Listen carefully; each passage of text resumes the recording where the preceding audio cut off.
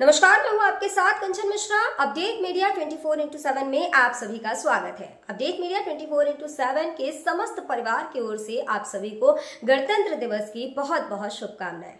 यह दिन हमारे देश की स्वतंत्रता, समानता और भाईचारे का प्रतीक है। 26 जनवरी 1950 को हमारा संविधान लागू हुआ था, जिसने हमें लोकतंत्र में अपने अधिकारों और कर्तव्यों का बोध कराया। हमें गर्व है कि हमारे संविधान ने हर नागरिक को समानता, स्वतंत्रता और न्याय का अधिकार दिया है। यह दिन भारत के संविधान लागू होने की याद में मनाया जाता है। भारत का संविधान 26 जनवरी 1950 को लागू हुआ था। इस दिन दिल्ली के राजपथ पर परेड और झांकियां निकाली जाती हैं। भारत के राष्ट्रपति तिरंगा फहराते हैं और 21 तोपों की सलामी दी जाती है। आओ झुककर सलाम करें उन्हें जिनके हिस्से में ये मुकाम आता है। खुशनसीब होता है वो खून जो देश के काम आता है। ना पूछो जमाने से कि क्या हमारी कहानी है, हमारी पहचान तो बस इतनी है कि हम सब हिंदुस्तानी हैं। ना जियो धर्म के नाम पर, ना मरो धर्म के नाम पर, इंसानियत ही है धर्म वतन का, बस जियो वतन के नाम पर। एक बार फिर से आप सभी को अपडेट मीडिया 24x7 के समस्त परिवार की ओर से गणतंत्र दिवस की बहुत। भारत का गणतंत्र दिवस 26 जनवरी को क्यों मनाया जाता है? जैसा कि आप जानते हैं कि गणतंत्र दिवस हमारा राष्ट्रीय पर्व है जो 26 जनवरी को मनाया जाता है। हर साल गणतंत्र दिवस के दिन भव्य परेड का योजना बनाया जाता है जो इंडिया गेट से राष्ट्रपति भवन तक होता है। इस परेड के दौरान थल सेना, वायुसेना और नौसेना के जवान शामिल होते हैं। इस परेड के दौरान 3 सेनाओं के प्रमुख राष्ट्रपति को सलामी देते हैं। यही नहीं, इस दिन 3 सेनाएं आधुनिक हथियारों का प्रदर्शन भी करती हैं जो राष्ट्रीय शक्ति का प्रतीक है। लेकिन आप जानते हैं कि गणतंत्र दिवस 26 जनवरी को ही क्यों मनाया जाता है? दरअसल 1950 ईस्वी में मुझे भारत सरकार अधिनियम को हटाकर भारत का संविधान लागू किया गया था। संविधान को लागू करने के लिए 26 जनवरी का दिन इसलिए चुना गया क्योंकि साल 1929 में दिसंबर में लाहौर में भारतीय राष्ट्रीय कांग्रेस का अधिवेशन पंडित जवाहरलाल नेहरू की अध्यक्षता में हुआ था। इस अधिवेशन में प्रस्ताव पारित कर इस बात की घोषणा की गई कि यदि अंग्रेज सरकार द्वारा 26 जनवरी 1930 तक भारत को स्वतंत्र देश का दर्जा नहीं दिया गया तो भारत को पूर्ण रूप से स्वतंत्र देश घोषित कर दिया जाएगा। जब अंग्रेज सरकार ने कुछ नहीं किया तब कांग्रेस ने 26 जनवरी 1930 को भारत को पूर्ण स्वराज घोषित कर दिया। 26 जनवरी 1950 के दिन सुबह 10:18 पर भारत एक गणतंत्र बना। इसके 6 मिनट बाद 10:24 पे राजेंद्र प्रसाद ने भारत के पहले राष्ट्रपति के रूप में शपथ ली। इस दिन पहली बार बतौर राष्ट्रपति डॉक्टर राजेंद्र प्रसाद बग्घी पर बैठकर राष्ट्रपति भवन से निकले थे। इस दिन पहली बार भारतीय सैन्य बल की सलामी ली। पहली बार उन्हें गॉर्ड ऑफ स्वामित्व दिया गया था। गणतंत्र दिवस के दिन भारत में राष्ट्रीय अवकाश भी घोषित किया जाता है।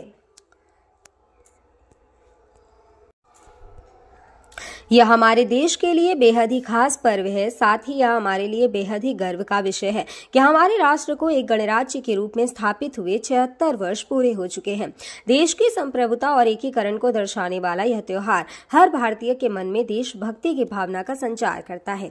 26 जनवरी 1950 21 तोपों की सलामी के साथ तिरंगा फहराते हुए राष्ट्रपति डॉक्टर राजेंद्र प्रसाद ने स्वतंत्र भारत का स्वनिर्मित संविधान लागू किया। भारत के नए युग की शुरुआत के साक्षी देशवासियों सहित सी गोपालाचारी, जवाहरलाल नेहरू, सरदार पटेल जैसे गणमान्य बने। मात्र 3 साल पहले आजादी की सुबह देखने वाले देश ने अपना संविधान बनाकर विश्व को अपनी संप्रभुता का परिचय दिया। हालांकि ये डगर इतनी आसान नहीं थी। इतिहास के पन्नों को टटोले तो मालूम होता है कि स्वराज के साथ ही अपने संविधान, हक और हुकूम की लड़ाई बेहद चुनौती भरी थी। दरअसल अंग्रेजों की गुलामी से त्रस्त देशवासियों को प्रथम विश्व युद्ध के दौरान एक सुनहरा अवसर हाथ लगा जब ब्रिटेन की ओर से मदद की गुहार लगाई गई। भारतीयों ने सहर्ष प्रस्ताव स्वीकार किया और वर्ल्ड वॉर में ब्रिटेन के साथ खड़े नजर आए। यह उद्देश्य के साथ कि उन्हें आगे चलकर अंग्रेजों की हुकूमत से आजादी मिल जाएगी।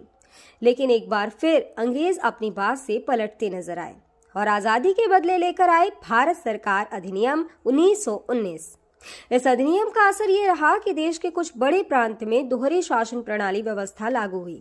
इसके तहत स्वास्थ्य, शिक्षा, कृषि जैसे विषयों को भारतीय मंत्रियों के सम्मुख सौंप दिया गया था।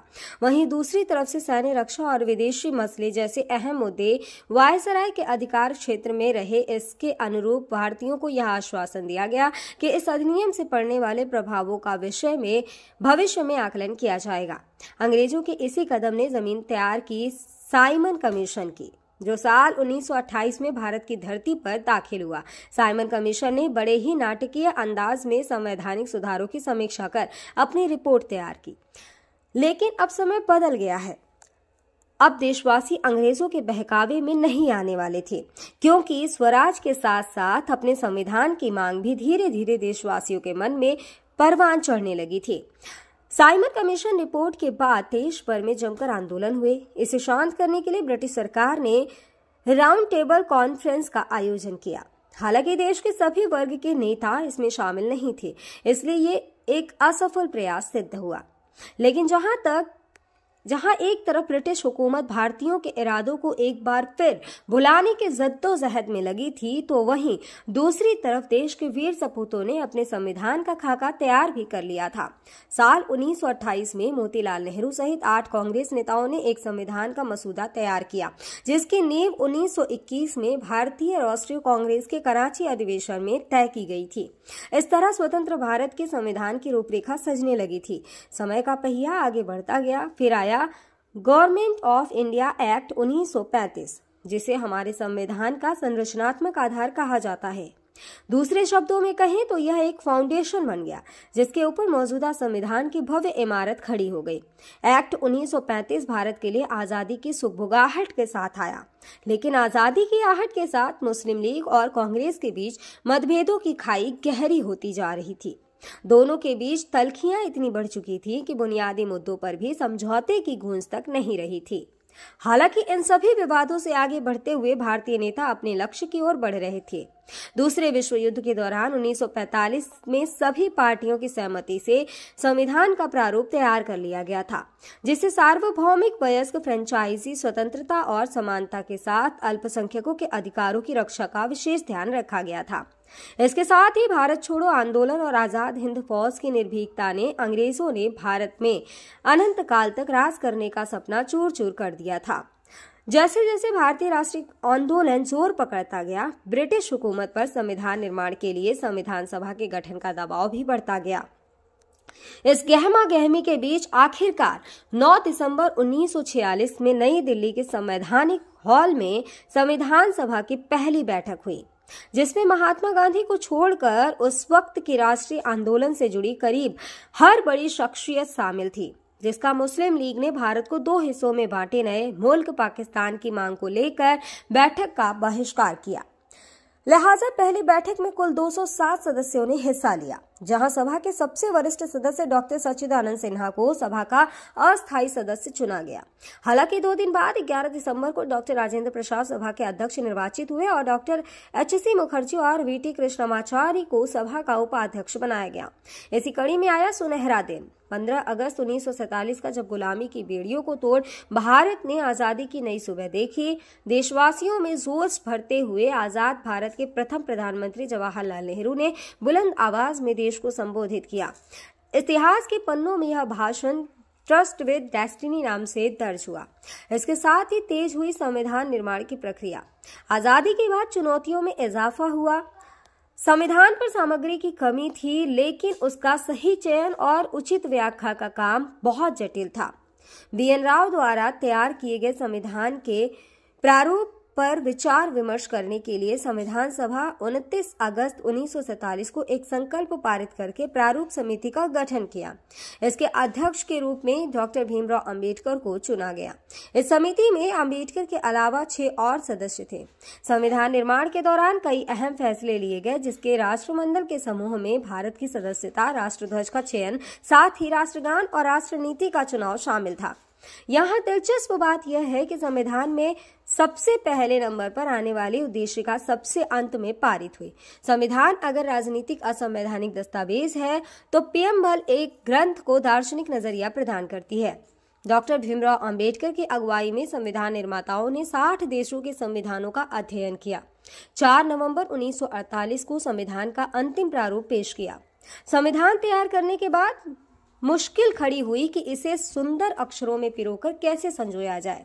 इस उधेड़-बुन के बीच प्रेम बिहारी नारायण रायजादा का नाम सामने आया, जो कि अपने दौर के सबसे विख्यात कैलीग्राफर थे। उसके बाद भारत का संविधान प्रेम बिहारी नारायण रायजादा सुलेख फॉन्ट में लिखा गया। उसके प्रत्येक पृष्ठ को नंदलाल बोस के मार्गदर्शन में शांति निकेतन के कलाकारों द्वारा अलंकृत किया गया। इस तरह कुल 2 साल 11 महीने और 18 दिनों में विश्व के सबसे बड़े लोकतंत्र का स्वनिर्मित संविधान बनकर तैयार हुआ। आधिकारिक तौर पर 26 नवंबर 1949 को संविधान को पारित किया गया, जिस पर संविधान समिति के 15 महिलाओं सहित 284 सदस्यों ने हस्ताक्षर किए। वहीं संविधान लागू करने के लिए 26 नवंबर को चुना गया, क्योंकि 26 जनवरी 1930 को भारतीय कांग्रेस के लाहौर अधिवेशन में पूर्ण स्वराज का प्रस्ताव रखा गया था। इतिहास में इसे प्रथम स्वतंत्रता दिवस के रूप में भी जाना जाता है। यही कारण है संविधान लागू करने के लिए भारत के प्रथम स्वतंत्रता दिवस यानी 26 जनवरी को चुना गया। 26 जनवरी 1950 दिल्ली की सर्दी को देशभक्ति मात दे रही थी, जब राजगोपालाचारी ने अपने शब्दों में भारत को संप्रभु लोकतांत्रिक गणतंत्र घोषित किया। इसके बाद डॉक्टर राजेंद्र प्रसाद को भारत के पहले राष्ट्रपति की शपथ दिलाई गई। उसके बाद सार्वजनिक समारोह की शुरुआत हुई, जिसमें राष्ट्रपति डॉक्टर राजेंद्र प्रसाद और मुख्य अतिथि इंडोनेशिया के अध्यक्ष सुकर्नो हुए और मुख्य अतिथि इंडोनेशिया के अध्यक्ष सुकर्नो भी शामिल हुए। इसी तरह दिनांक 26 जनवरी 1950 इतिहास के पन्नों में स्वर्णिम अक्षरों में दर्ज हो गया। ग्राम गोहानी कला, ब्लॉक अजीत मल, जनपद औरैया, प्रधान राजेश कुमार और प्रतिनिधि नाथुराम त्रिसना कुमारी की ओर से समस्त गांव वासियों, नगर वासियों और देशवासियों को गणतंत्र दिवस की बहुत बहुत शुभकामनाएं। और साथ ही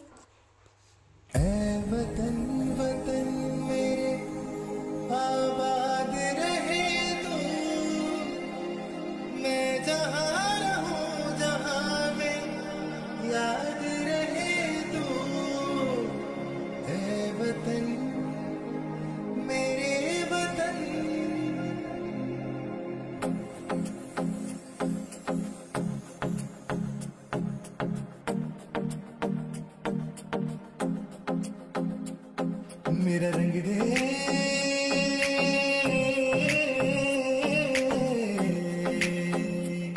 मेरा रंग दे बसंती चोला, माए रंग दे, मेरा रंग दे बसंती चोला, माए रंग दे, मेरा रंग दे बसंती चोला, रंग दे। भारत में एक और बीमारी ने दस्तक दे दी है। ये बीमारी है HMPV। चीन के बाद अब भारत में भी HMPV ने दस्तक दे दी है। भारत में HMPV के 2 केसेस मिले हैं, जिसके बाद लोगों के मन में डर और सवाल पैदा हो गए हैं। सवाल ये कि HMPV वायरस क्या है, HMPV वायरस के लक्षण क्या है, HMPV वायरस से कैसे करें बचाव, और क्या HMPV कोई नया वायरस है? अगर आपके मन में भी ये सवाल है तो यहाँ आपको हर सवाल के जवाब मिल जाएंगे। चीन में ह्यूमन मेटान्यूमो वायरस की वजह से वायरल बुखार श्वसन संक्रमण के बड़े मामले सामने आ रहे हैं।